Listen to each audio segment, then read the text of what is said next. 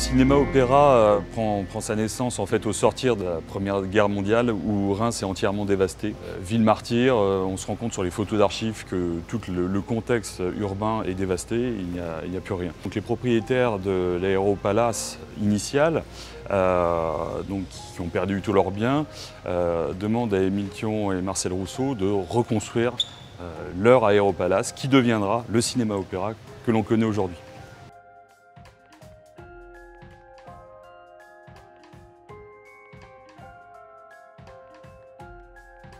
Donc là, c'est l'occasion finalement de mettre à plat et de développer tout un registre ornemental fastueux. Et ce bâtiment finalement devient un symbole pour les Rémois, traumatisés finalement par le conflit. Et ça devient un lieu de vie, de jeu et de joie.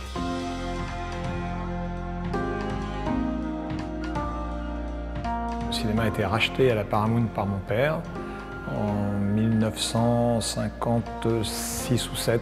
Alors j'ai des souvenirs adolescents, tout début des années 70. J'ai vu des concerts ici, je me rappelle notamment de Ange, un concert extraordinaire.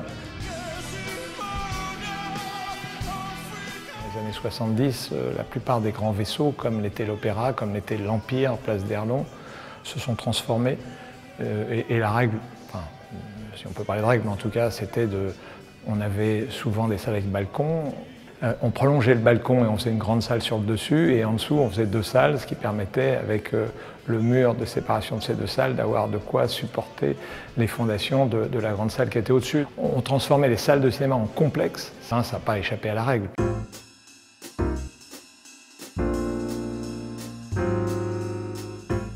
Il y avait deux objectifs. Un, c'était au rez-de-chaussée renforcer l'attractivité commerciale du centre-ville, parce qu'effectivement, c'était comme un vide entre la place d'Erlon et la rue de Vesle. Et ensuite, de créer des logements très qualitatifs, allant du T1 au T5 pour offrir une panoplie complète de typologie au niveau de l'opération.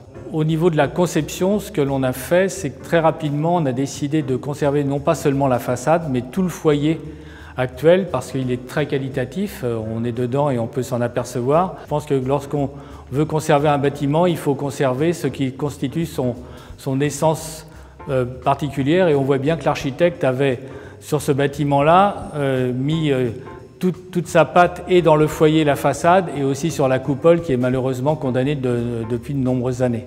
Le principe de restauration adopté avec la Direction régionale des affaires culturelles est une restauration archéologique, à savoir que les éléments de Modène Nature, même érodés, seront conservés et consolidés.